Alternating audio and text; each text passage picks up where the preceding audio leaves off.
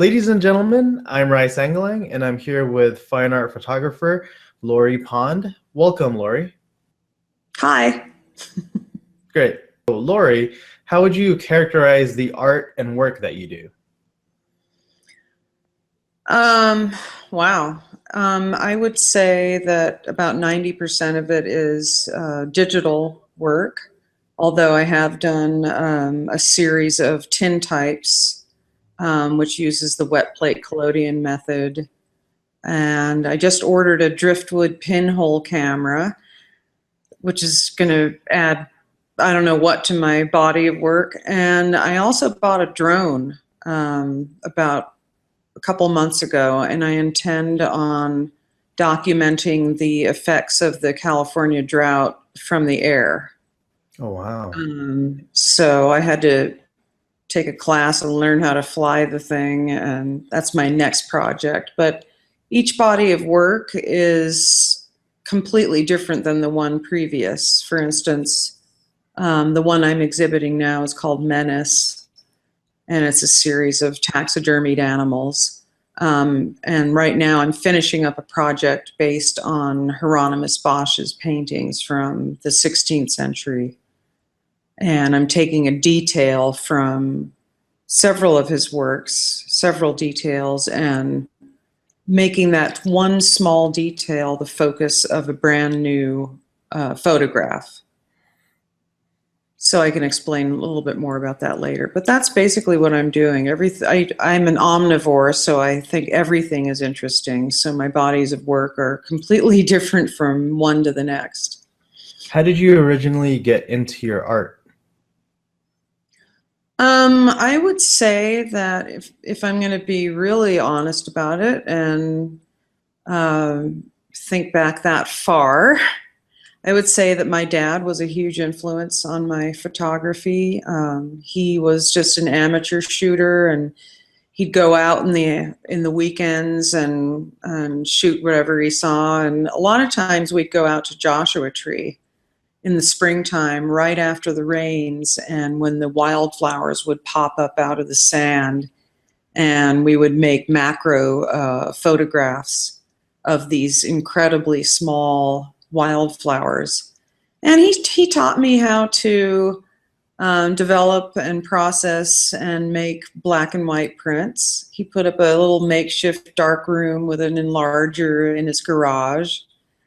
And he taught me the basics. And from then on, I was just crazy about photography. Now, was your dad a full-time photographer?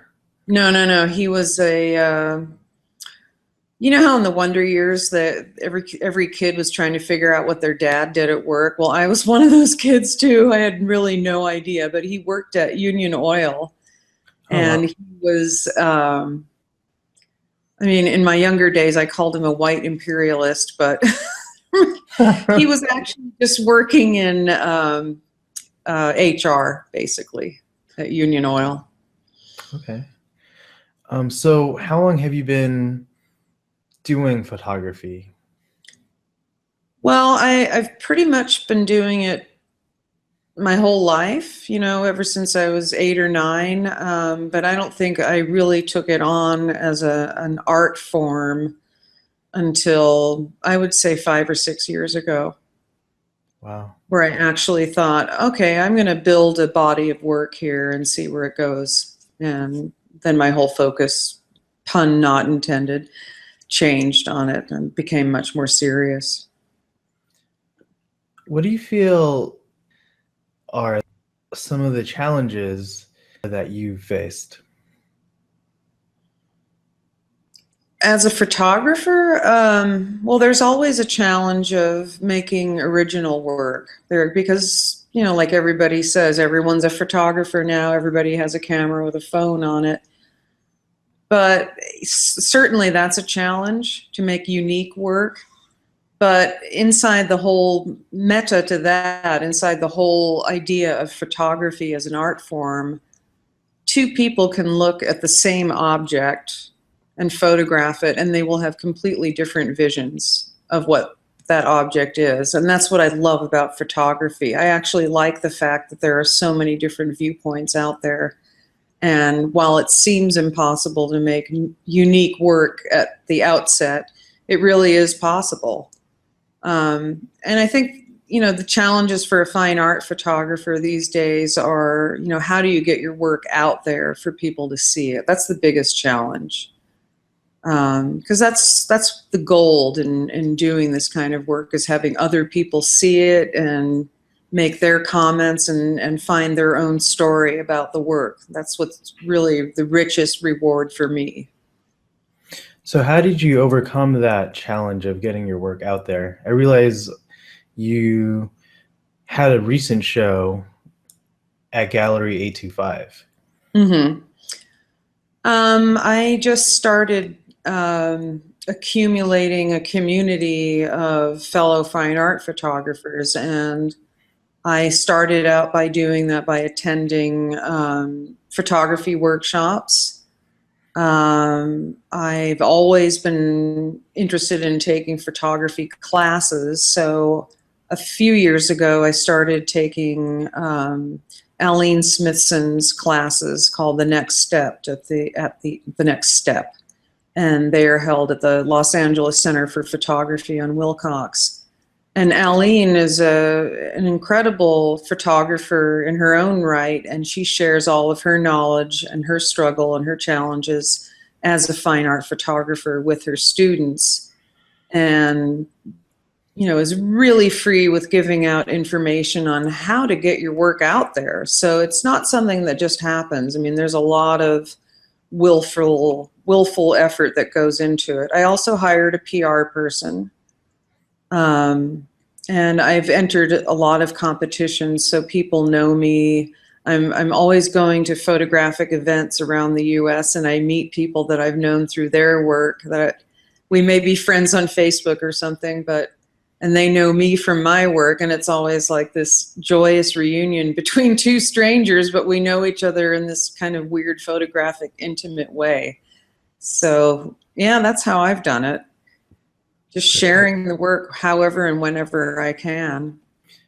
You're actually not the first person that I've interviewed to mention Aline Smithson. Yeah, it must be a really good class then. Is that open to everybody, or is that Yeah, I mean, anybody can sign up for it. She has a whole program called The Next, and it's a shorthand for what is the next step after you make an image. How do you prepare it for the public? How do you frame it? How do you contextualize it? How do you make a cohesive body of work that could generate a show for you? She goes through all the mundane to the most ephemeral and intellectual and conceptual ideas about fine art photography. And she's a wonderful resource. So she has a whole series of classes. There's Next Step 1, Next Step 2, Next Step 3, and then she has a 9-month-long class called The Personal Project, which is all about putting together a cohesive body of work. It's been invaluable for me and a lot of people I know. what's it like having a PR person? How does that work? Well, the PR person sends out calls for art to all the people that she's representing. And so she clues us into stuff we may not ordinarily come across. Like she turned me on to an exhibit opportunity that I hadn't heard of in Carmel. And it turns out the whole exhibit surrounds the ideas and work of Hieronymus Bosch. Who would have known?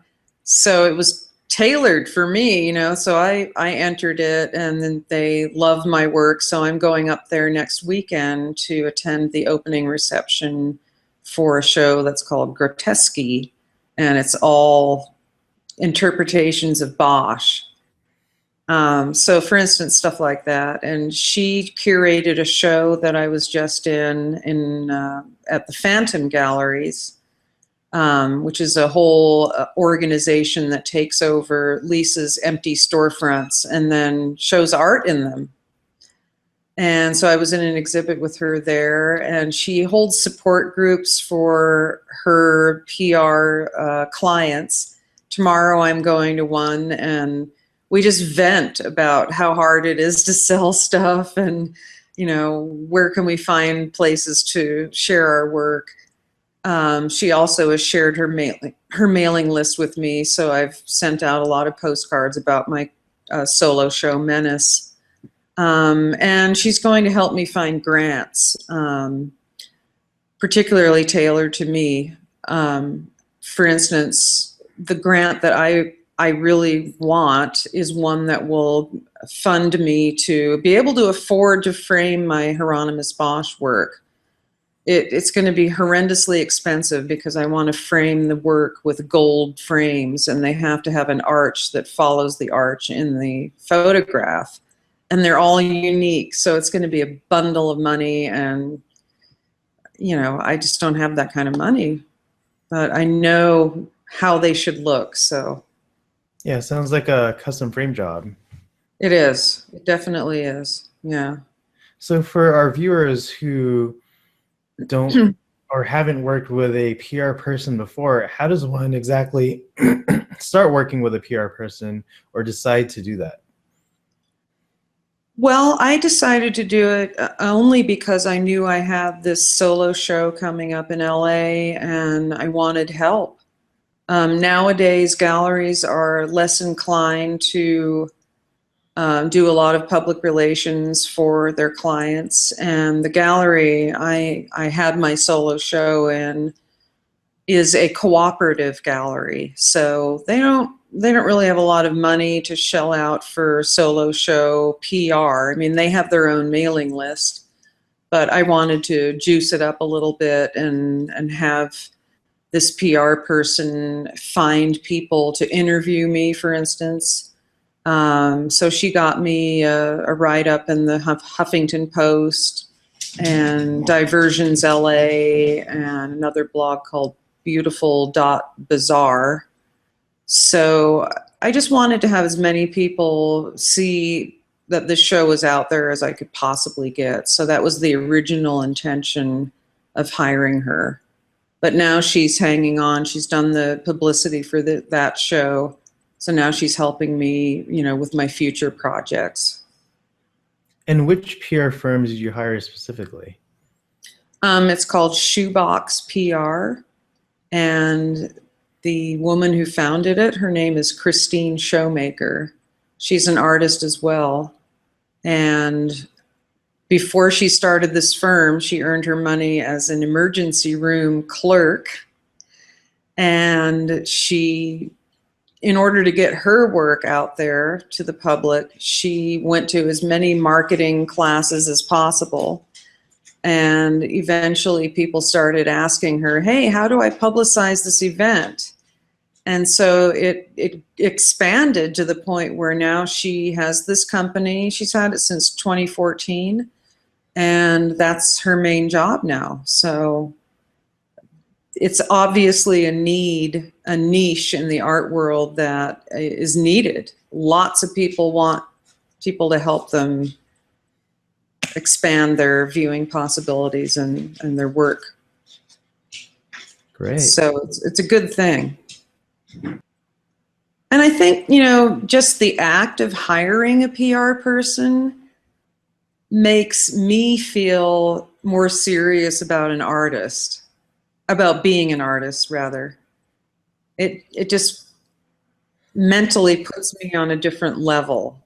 I think it's a large part of having the PR person is a psychological, hey, I must be in the big time now. I have a PR person.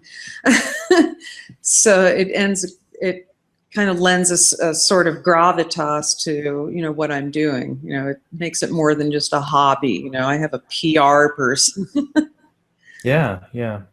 So you mentioned your work related to Hieronymus Bosch. Could you bring up some of that work for us and maybe talk through some of those artworks? All right, so one of them is my website. I see 4 screens, and one of them is the website that I see. Yeah, so choose the website then. Okay. The series is called Bosch Redux. And so what I've done is I've taken I don't know. I guess you're not familiar with Hieronymus Bosch, but No, if no, you, maybe you can tell us the story behind him and how it yeah, relates to your work. his most famous image is called The Garden of Earthly Delights, and it was painted in, I think, 1503. And it's a triptych. It's not very big. It's probably, I don't know, 4 feet wide by about 2 or 3 feet high. And nobody really knows what it means. There's not much known about the artist, other than that he was Dutch. Basically, they don't even know if Hieronymus Bosch was his real name. There's no writings about him. There's just speculation on what his work means. If you look at the totality of his work, you can see that a lot of it is religious in basis.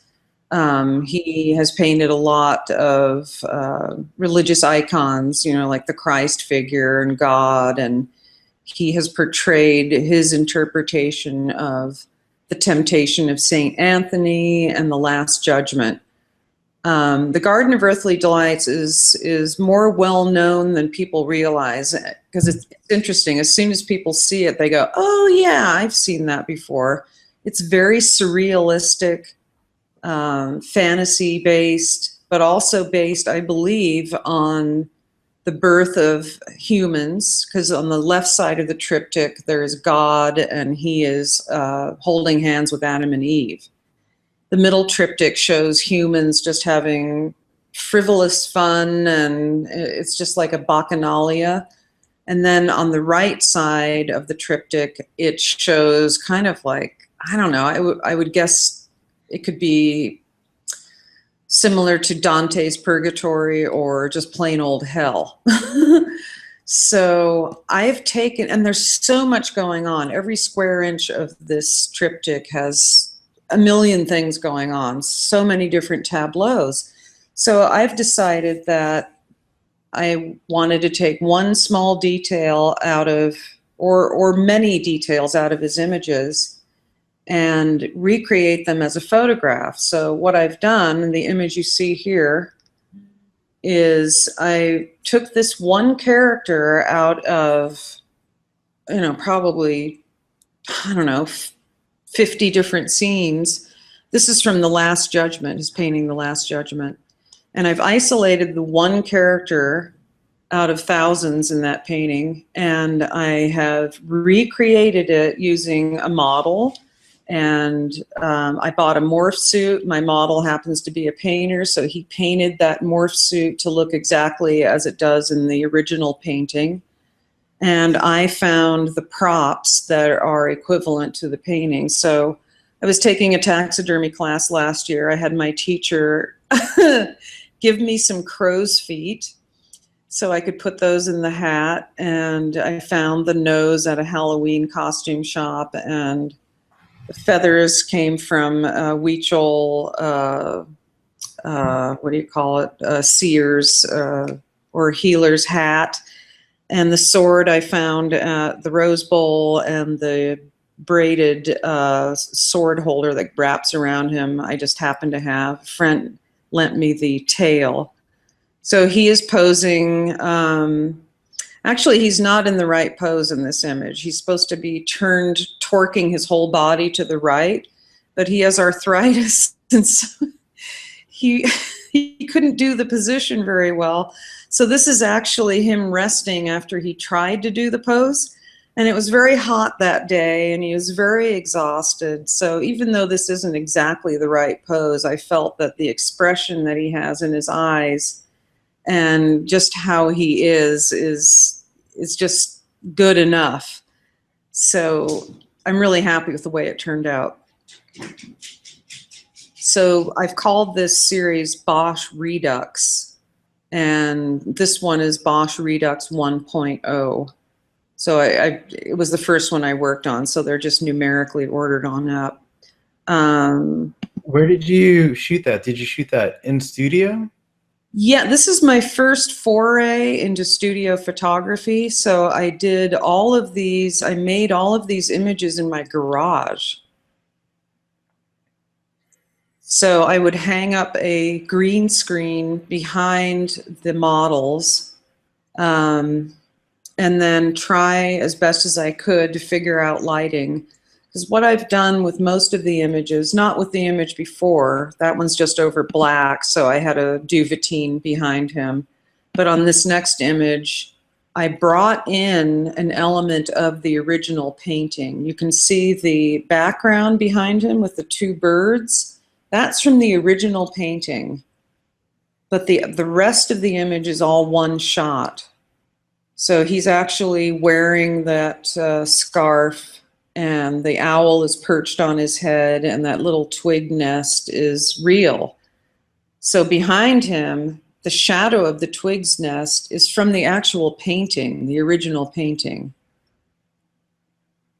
So I had him, you know, his chin is over this table that's covered with green, so I could isolate him from the green background and then replace the background with the detail from the original painting.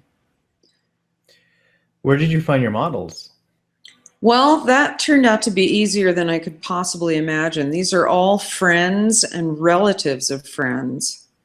So, for instance, this image is, and it's amazing how close this guy looks to the real guy in the painting, but this is a friend of mine's son. This image coming up here is my friend Tony, who's in the black morph suit.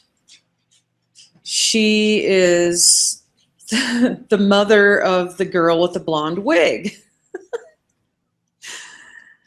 And the girl with the blonde wig has been one of my best models. She's incredible. Really fun to work with, both of them. So for this particular image, I commissioned a guy where I work. I had one of the prop guys at work build me that boat. So it's a full-size boat that these characters are standing inside of, and it is a complete copy of, a three-dimensional copy of the boat in the original image, the original painting. It's in the original detail from the painting is in the middle part of that triptych in the Garden of Earthly Delights. So I had a friend paint the boat and shade it exactly how it appears in the painting. And then it's a bottomless boat, so these people could stand inside the boat. And then the detail from the painting is the background again, with the heads that you can see. And I've also taken the craquelure from the original image and have extracted that out and laid it over the entire new image, the photograph, to make it look as though it were painterly and old. So you said that the original painting wasn't that big. How could you find a high definition version of that painting that would work with what you were creating here? Well, sometimes I would just make a new picture. I have a whole Taschen book of the original, of the entire body of work that Bosch produced. So sometimes I would take pictures of the reproductions in the book, but mostly I found a high-res image of the Garden of Earthly Delights on Wikipedia. And it takes forever to download, but I've used that to get whatever background details I've wanted to ultimately use in the photograph. So with your finished products, are they very close reproductions, or are you tweaking things as you go along and making them a lot different from the original? They are as close to the original as I can possibly get. Like, for instance, this one, that is exactly how the painting looks. Same with this one. This one, like I said, the guy was resting in between trying to torque his body around. And so that one isn't as accurate as the others. This one is, I used my own photographs of birds to composite into this image. So the birds themselves aren't the same, but the layout is. There were 4 birds on, to the left of the boy. And the bird image that I got that he's sitting on is pretty similar to the one in the painting. So the only detail from the painting I've used in this image is the background, that green background. And in some cases, I've moved image details of the painting closer together just to make it more suitable for a photograph. And I've taken out details that were there in the background in the original painting, because I'm just trying to isolate one main character generally. This one, the background is from the original painting. This is again from the Garden of Earthly Delights. But the image of the girl, that's all one shot. She was wearing the wings. She had that ridiculous wig on, and I'm, put that crow on her butt. And I actually bought a 22-pound tuna that she actually had to hold for the shot. It was gross. It looks really cool. Yeah. So in this one, I brought a detail from the background that was a little bit farther away than in the painting. So in the painting, that figure isn't looking directly at those birds. She's kind of just flying around in the air, and I wanted her to have a focal point. So I kind of liked how those birds were coming at her, and she was coming at them with a fish. Could you please talk about the lighting setup you used for each of these? Yeah, it's as simple as you could possibly imagine. I had a coworker just out of nowhere volunteered to build me a China ball. I don't know if you're familiar with that is. No, what is that? It's just a rice paper ball with a dimmed light inside of it. So they're used for fill lights in TV and film. It's a very diffuse, soft light that disperses evenly over the subject. So I use that as my fill light. And for my key light, I used a Profoto studio light, but I don't know anything about lighting, so I just move it around how I can, and I don't even use the strobe function on the light. I just put it on modeling, and I, try to get it as good as I can. And then I do a lot of lighting, believe it or not, in post-production in Photoshop. I will bring up different parts of the image and make them lighter or darker if I screwed it up while I was shooting it. So I do a lot of refining of the lighting with Photoshop. You could please bring up Photoshop and maybe show us how you've tweaked the lighting in some of these. Well, you mean literally bring up Photoshop? Yeah, I usually just ask folks to bring up Photoshop. Okay. I use a plugin called Nix Software that Google bought a couple years ago. I've been using it for probably, 10 or 12 years now. Maybe not that long. Maybe like 7 or 8 years. So I primarily use that to delve into my images and really fine-tune them. So let me call up an image here. So like I said, most of the images are one shot. I've tried to do as much in camera as I could. Where did you get that harp? My musician friend knows a person who plays Aeolian harp, and so she and I went out to Ontario and I photographed it, and it happened to be the right size. I didn't even have to blow it up. Okay, I have to find my originals here. That's pretty amazing. It sounds like you hunted down each and every single piece that you needed for your artworks. I did. Like I said, I had the guy build a boat. I've also the image with the owl on the guy's head. I bought the owl on eBay from Italy. Well, let me just show you what I started out with the boat, for instance, because I'm looking at that now. Okay. So now you should see it. Great. Yeah.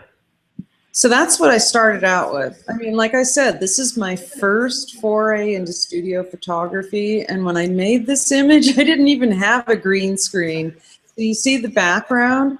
It's all paper.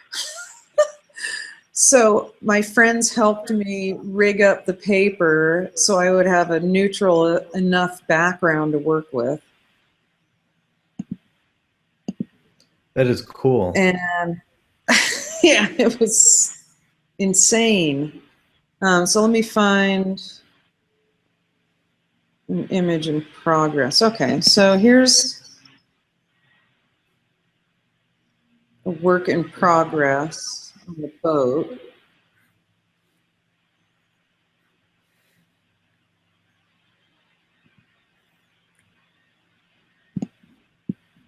And so there is the original. That's what I was putting in, these heads here. You can see them above them.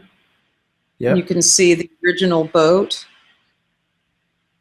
And so I just kind of brushed in the heads.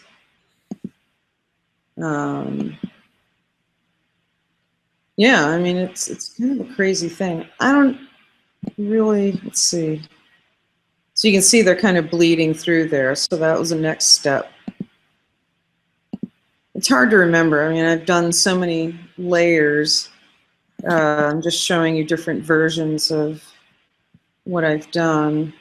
Trying to find somewhere I use the Nix software. That's just one layer. I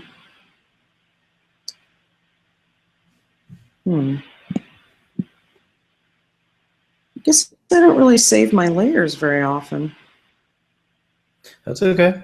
It's still really interesting to see the progression from the original photo up until the last photo. So here I am trying to isolate the heads again, and you know, it's just trying to find something that's a little bit more rough that has the layers. Maybe open up Nix software and show us an example of what you do in Nick. Sure. So let me call up a image here, for instance. Like this is really saturated, and actually, to be honest, the original painting is very saturated color, but I have a specific color palette that I like to use, so it's a lot more dulled down. So for instance, in order to accomplish that, I may use any number of filters. No, this is taking a long time.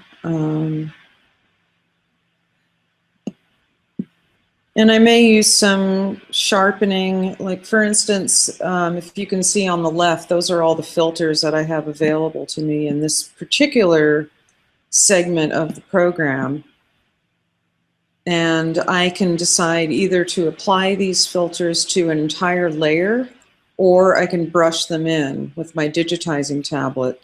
So you see the original images on the left and the filtered image is on the right. So I can go through and say, well, that's green. I don't want it to be green. I want it to be more washed out, perhaps. So here I'm getting a little bit closer to what I want. And then, you know, I can decide to apply it, like I said, to the whole layer or just brush it on. And I also have control points that I can decide to apply it more there and retain the original down there, for instance. And I can make that control point larger or smaller.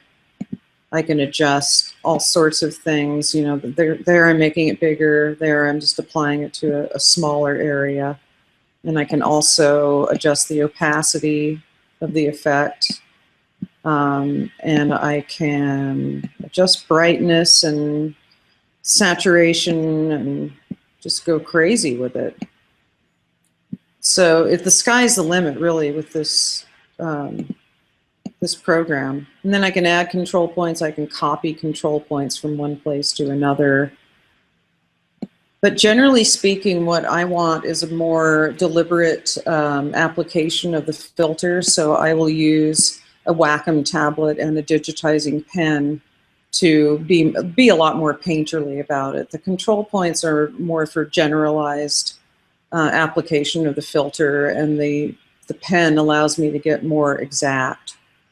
So I will use this Color Effects Pro, and I also use Silver Effects Pro, which is all black and white treatments. The Color Effects Pro module also has different filters regarding the old films that we all used to use, like Fujichrome. They have a filter for that, or Ektachrome, or these old films that we've used. My computer's really slow, so unfortunately I'm getting the beach ball, and That's okay. Yeah, we don't have to. We can go away from Photoshop and focus more on your finished pieces if it's okay. Starting to slow down your computer. I know it takes up a lot of memory. So Yeah, it's hefty. which Wacom tablet are you working off of? I've been considering getting one, but I don't know which one to get. I have. I'm gonna just change this back again. I have the Bamboo tablet. It's a very small tablet, but I used to work with one that was like 8 by no, it was huge. It was like 12 by 20 or something. But this one is very small. It's like the size of the bottom part of a laptop, and it's wonderful. It's really the only way to really juice up your photos and be able to do things like, for instance, this harp piece. I composited the girl in the harp, obviously. And when I took the picture of the harp, when I brought it home and looked at it, the strings of the harp were completely lost. And I really needed to be able to see those. So I had to go back to the original painting and cut out or select each one of the strings and bring them into the new photograph. So without a digitizing tablet and a pen, I wouldn't have been able to do that. I mean, can you imagine trying to mouse around a harp string to select it?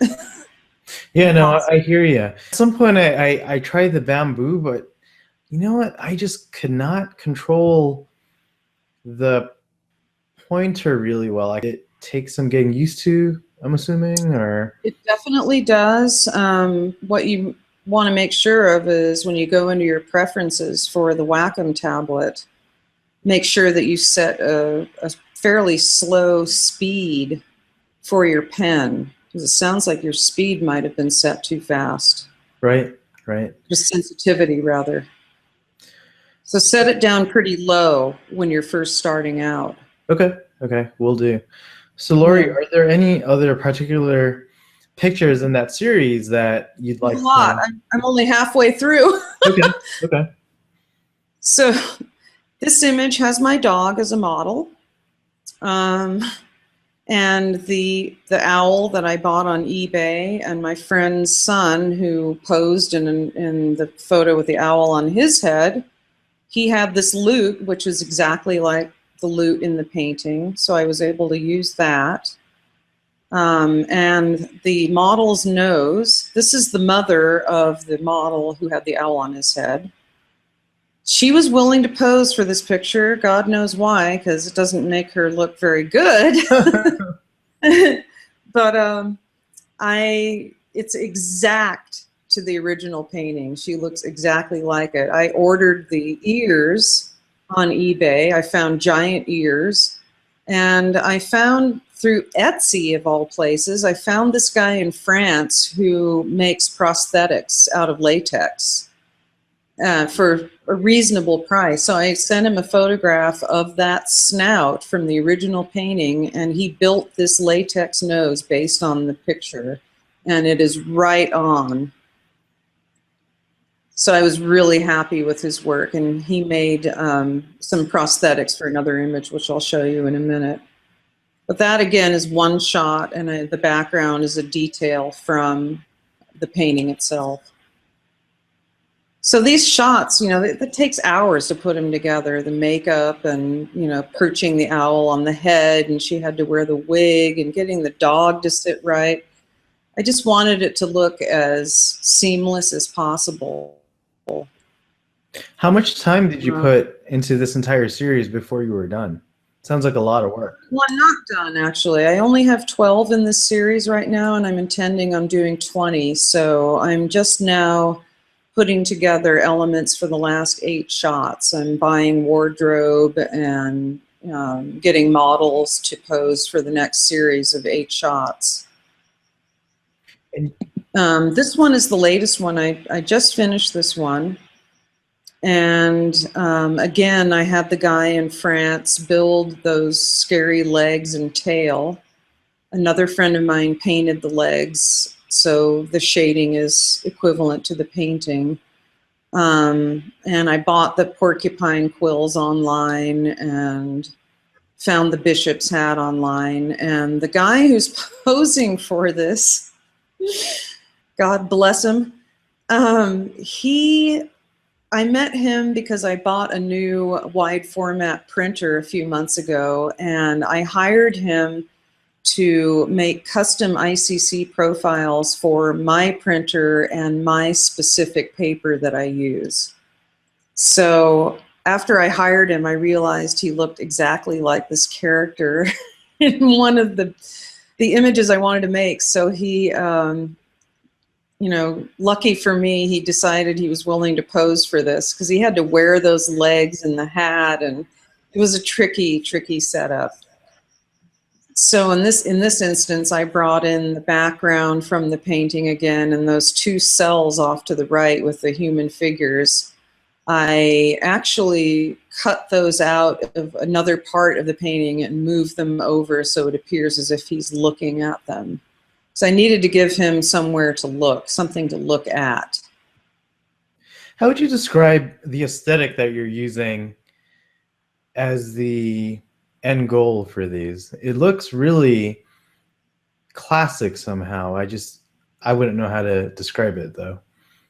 I don't even know if I know how to describe it. I'm also trying to understand the symbolism behind Bosch's work.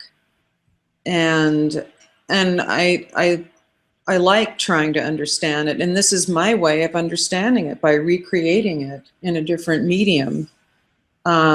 So I guess I'm kind of reaching back into an aesthetic that, you know, was obviously around hundreds of years before I was born, and individuated by one person who made up this look, which is so different than anything else anyone's ever done before or since. This particular setup is probably, this took all day, because I have 3 models in the image, and this again is one single shot.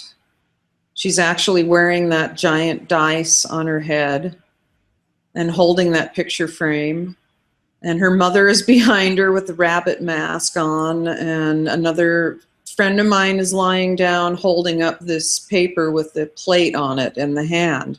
So that's all one shot. It probably took like 6 hours to set that up, to get everything just right.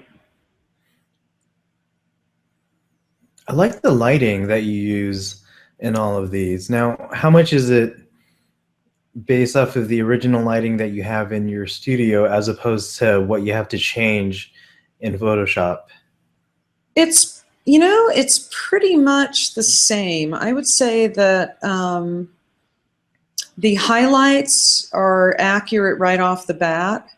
But in order for me to focus on some things more than others, I've had to darken down parts of the image, like down on the bottom here, the legs. I think I had to darken those down because I wanted the dice woman to be the central focus of this particular image, but yet maintaining enough contrast. Like some things I've had to bring up in color, like this plate here. It was kind of hard to see the the detail in that, so I had to lighten that up a bit in post-production.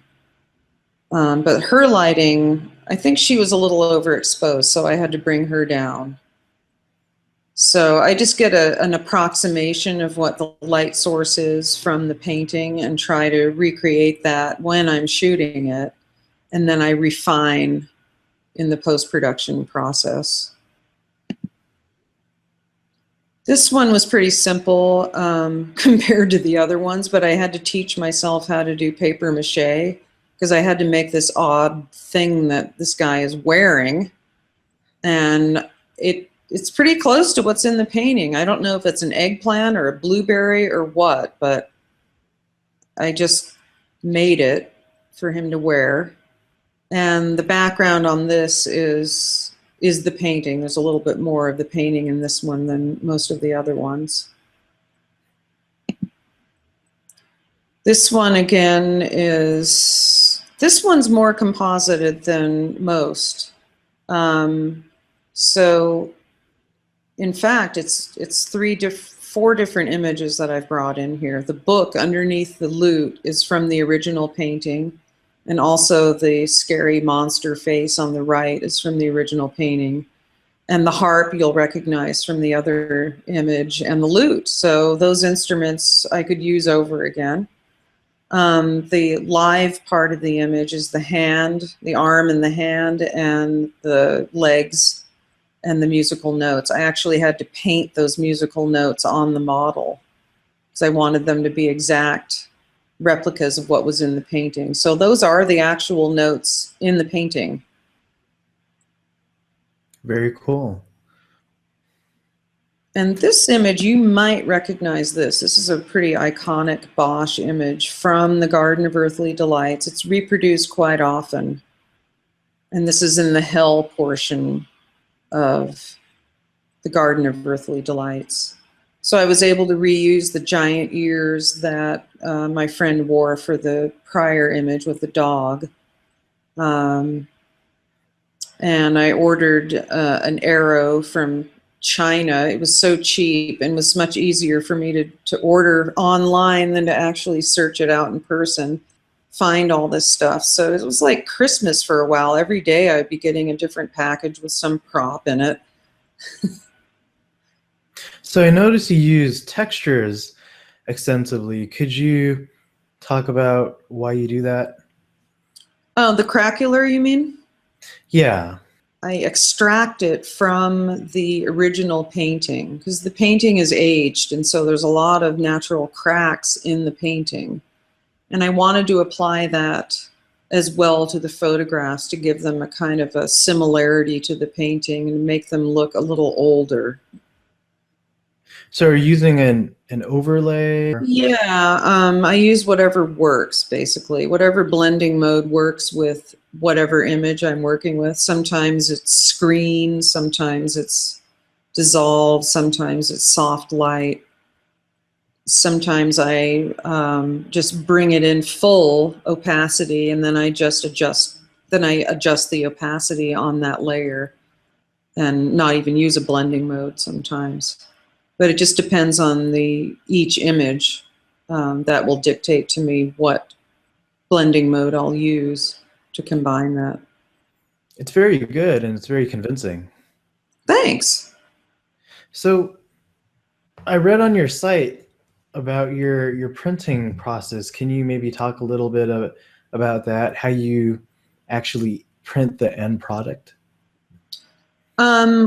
I mentioned earlier that one of my models had made the ICC profiles. I bought a wide format printer earlier this year because personally I love to print. It's just like magic to me, and the whole process, as frustrating as it is, I really enjoy doing it because I like to have total control over my images and I know what they should look like. So it behooves me to be able to know everything I can about this process. So I bought a Canon IPF 6400 several months ago. And like I said, I hired Paul DuPont is his name to match the paper that I most usually use, which is Hanamulla bamboo. It's kind of a textured watercolor, kind of matte, heavy matte paper that's hand pounded to create a kind of a very beautiful, subtle texture on the paper. So that in turn makes the photograph looks more like a painting just by using that paper. And I can make these images up to 24 inches wide and as long as I want, because I can use roll paper in there. And so I have 3 kinds of paper that I'll use, that I have individual ICC profiles mapped out to each paper. So I use the Hanamulla bamboo most of the time. And I use Canson Platine Rag, which is a semi-gloss, just a beautiful, rich paper. And I will also use a glossy Epson paper when I put a plexi matte face in front of my images. So for the Menace work, those images were all created with an ultra glossy Epson paper that was sandwiched in between the matte plexi face and the dye bond backing. So I'm assuming you now have a garage full of all these props, cool props that you've collected for this series. Yes, I have the boat in my garage. It's just sitting there. I've got to use it for something else because it's so cool. My garage, I might want to add, is huge. It's a 5-car garage. Oh, wow. Yeah, when I bought this house, I've lived in it for over 20 years now. The guy who lived in it before me had added on to a traditional 2-car garage, and he added on this whole back part because he used to restore antique cars for Harrah's Museum in Reno, I think it is. And so he was constantly working on cars. So because I have this huge space, I mean, someone could easily live in this garage. It has a loft in it. It's just gigantic. The very back part of the garage, last year I converted that into a dark room. So I had some drywall put up, and I have a 7-foot long dark room sink in there, and I put plumbing in there, and I use that as my wet plate collodion dark room. And then in front of that, on that drywall that I constructed to close in the dark room, that's where I hang my green screen for my studio shoots. And then my props it's a disaster in there. They're just lying all over the place. Would you like to talk about your Menace series and the idea behind that? Sure. Yeah. I'll call that up on the screen since we're on it. So this idea came out of, are you familiar with the work of Jerry Uelsmann by any chance? I am not, no. Okay, you might want to look him up because he's a huge influence for me. Let me spell his last name for you because it's tricky. It's Uelsmann, Jerry Uelsmann. Okay. He was active mostly in the 60s, 70s, 80s. And what he did was composite photographs using a series of 7 enlargers. And he would make images on film, and he still does. It's all film-based. And, just an image of an apple or a table. And he had no idea what he would do with them. He just would make images. And then when he'd get into his dark room, he would decide, okay, well, I like this picture of this table. So he would put that in his negative carrier and his enlarger and expose that. And then he'd go, oh, maybe I'll put this apple from this other image on top of the table. And so he would do that with his second enlarger. He would expose the apple on top of the table by masking. And so he constructed his photographs out of many, many, many images, but these were the days before Photoshop. So he did this all using sandwiched negatives and enlargers. and his work is pristine. There's no way you could tell these images were from different places. In fact, he has this great book called Process and Perception that was written in the 80s, and he describes his whole process, which I love. I love hearing about other artists' processes. And what he uses a process that I've kind of glommed onto myself. He calls it post-visualization. So he doesn't know what he's going to do when he starts out making images, but when he gets in his dark room and he starts sandwiching together negatives, then he comes up with a whole story. And he ends up with these luminous, kind of spiritual, otherworldly photographs. So I realized after I read this book that that's kind of what I do, and that is certainly not in the Hieronymus Bosch. That's a pre-figured out thing, which is unusual for me. But with the Menace body of work, this was completely post-visualization. I originally was interested in just making images of taxidermied animals.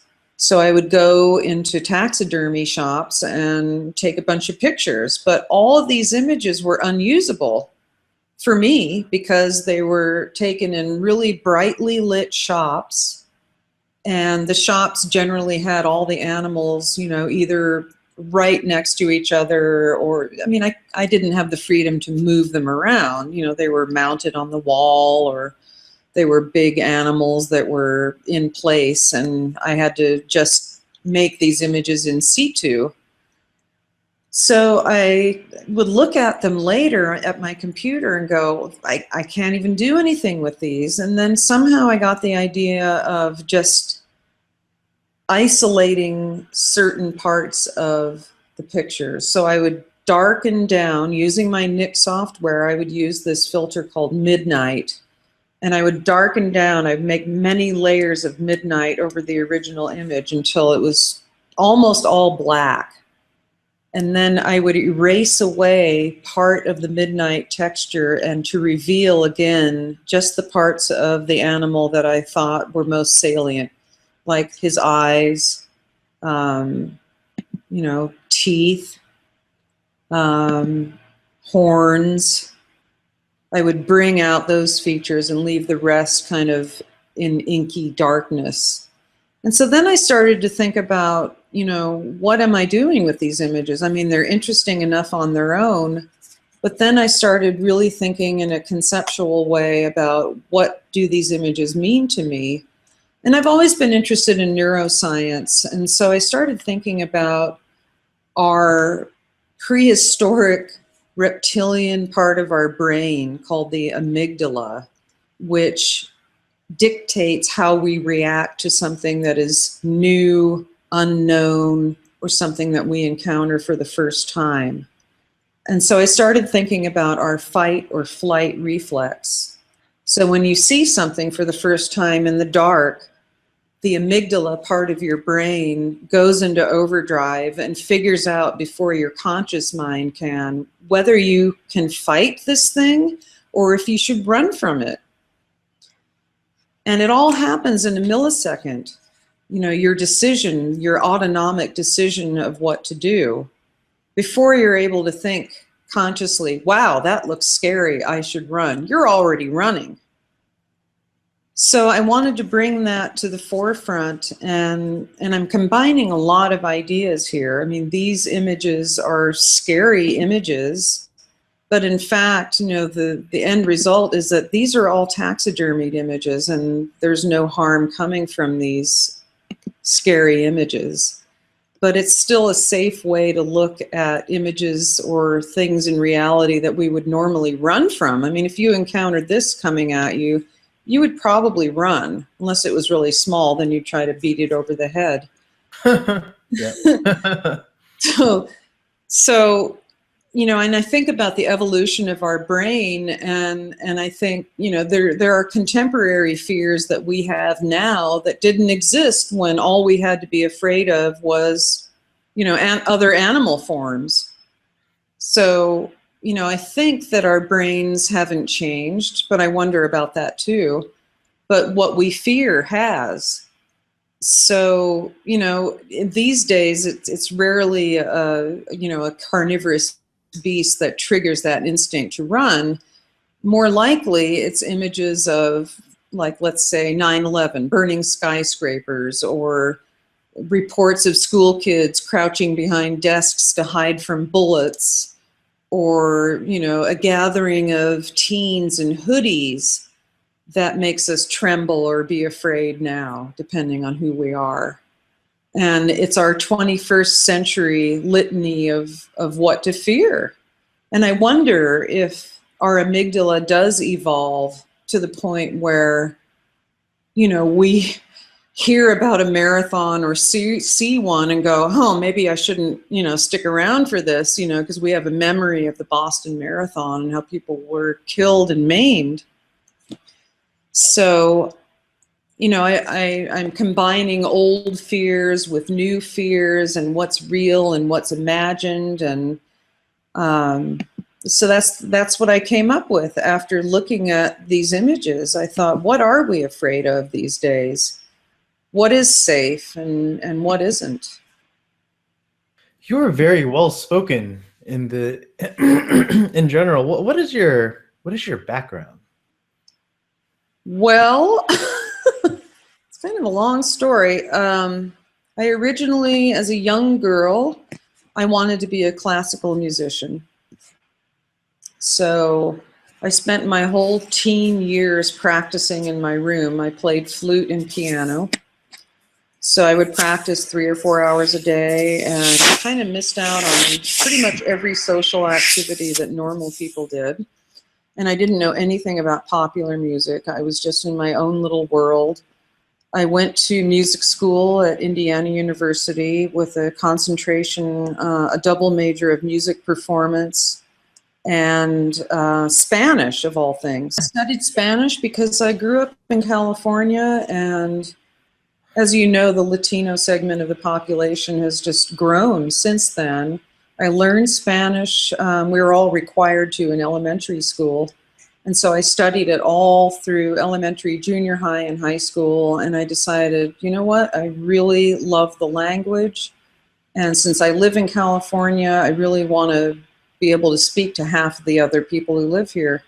So that was my concentration. And then I discovered that classical music is just about the most competitive thing you could possibly imagine. And as a flute player, I was a dime a dozen, and in order to succeed, I would have to go to auditions all over the country, to fly to auditions. I had no money to do that. And the auditions consisted of, probably 300-400 people competing for one spot. And you had to normally play in front of a blind jury. You're behind a wall and they hear you, but they don't see you because they're trying not to be biased. And so, I was looking at auditioning all over the country for jobs that would maybe pay $10,000 a year, which wouldn't be enough to support me. And then I'd have to teach on the side. And I had no desire to teach. I just wanted to play. So I thought, I don't know if I want to end up in Kansas making $10,000 a year. That just doesn't sound ideal. And just sitting in an orchestra by the same people every day, I don't know, I just lost my love of music. The music school was extremely competitive, and I hate competition. So there were a lot of things that I didn't like about it. So I decided then, I thought, oh, I'll be a music critic so I can stay in the game of music, but I can still, I can have a different look at it. So I decided to apply for journalism school at USC.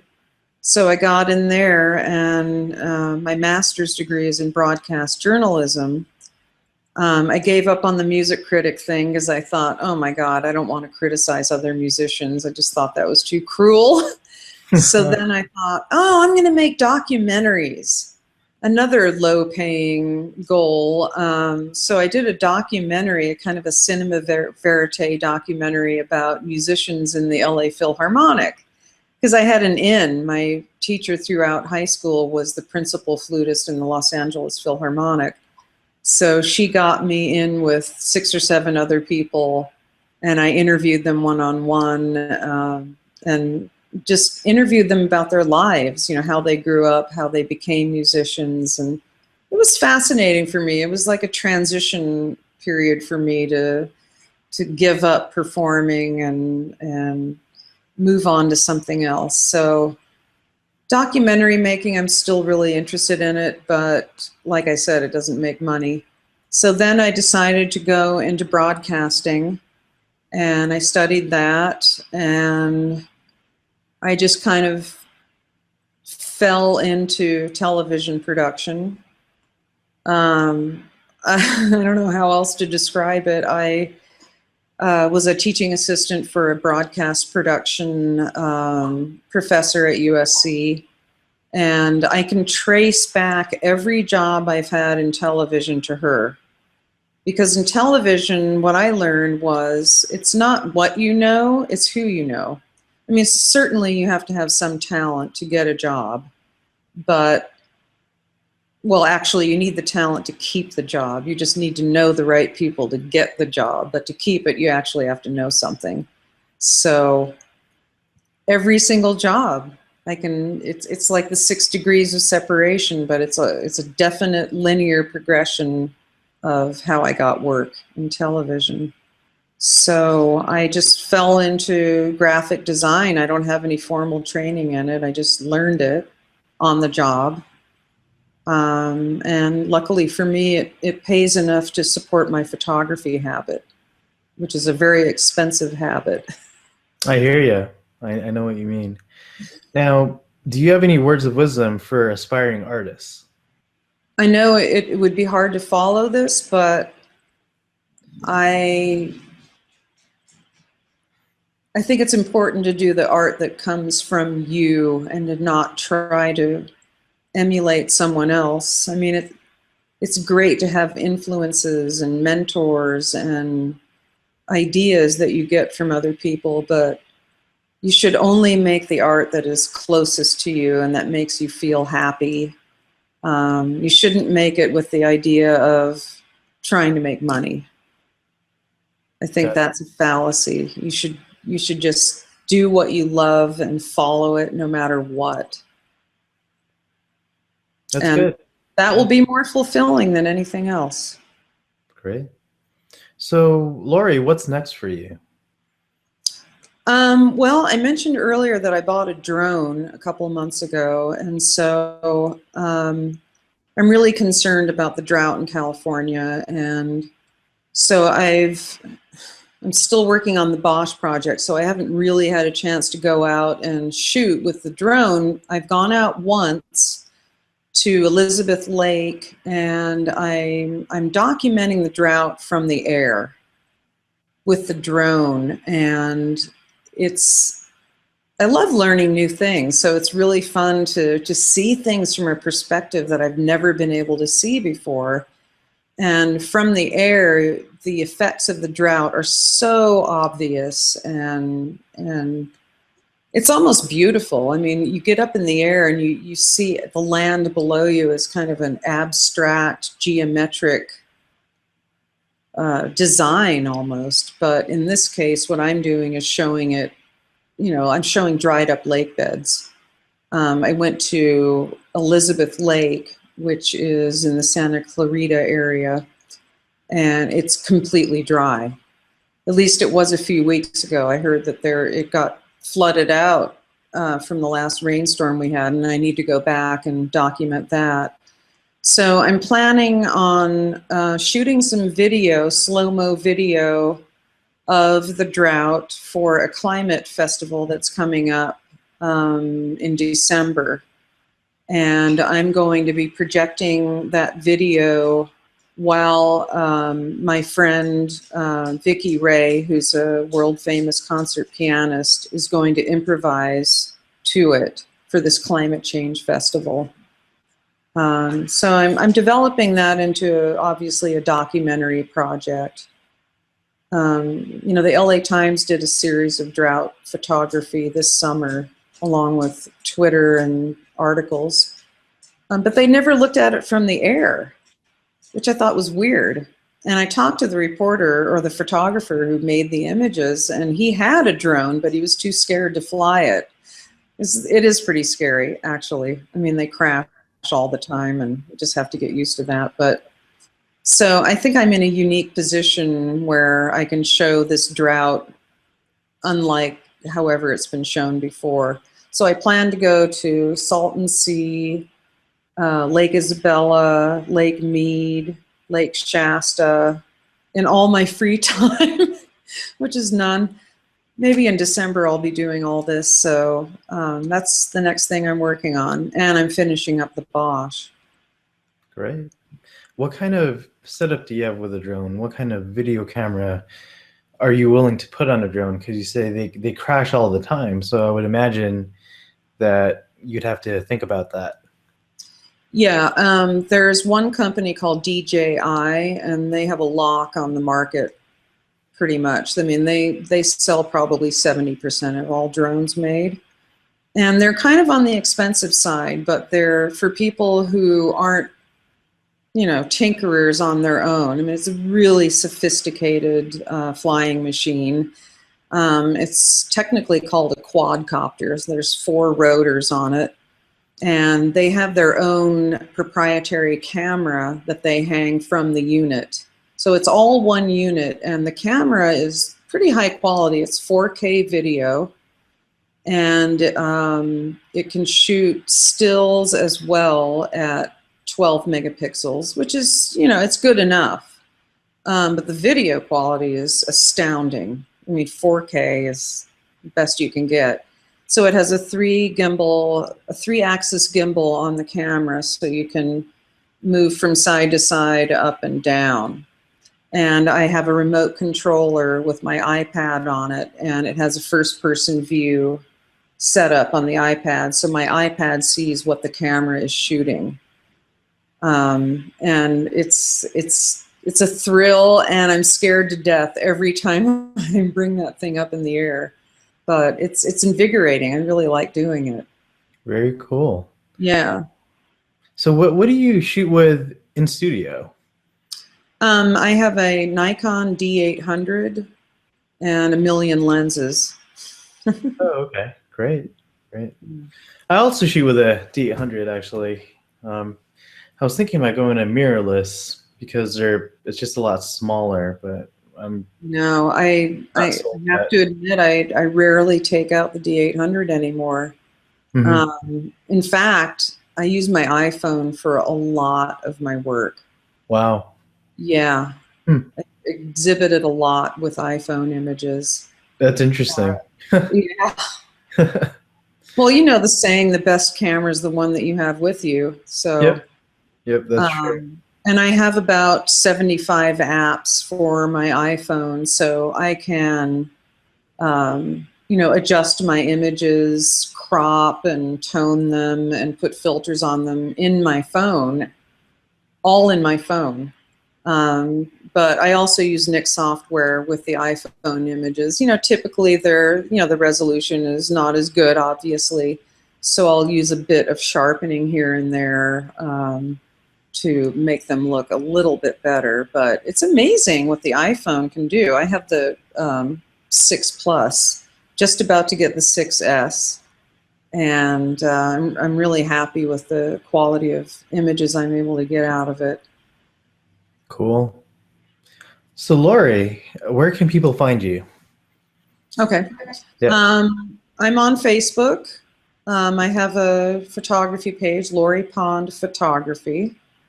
I am on Twitter. My handle is @LoriPond. I'm on Instagram under Lori Pond Photography. What else is there? I don't have a blog right now. Even though I have a Tumblr account, I'm not really using it. And my website is loripond.com. So I have my most recent work up there. So I announce my exhibits on my Lori Pond Photography Facebook page and Twitter and Instagram. Great. Well, Lori, thank you so much for your time. Really appreciate it. Thanks for interviewing me. I've had a lot of fun talking with you. And I hope you have a good day. You too. I'll talk to you later. Thanks, Okay. I'll see you. Bye. okay. Bye. I want to thank everybody for tuning in. If you have any questions, please send an email to me to ry@makephotoart.com, or please visit the site makephotoart.com.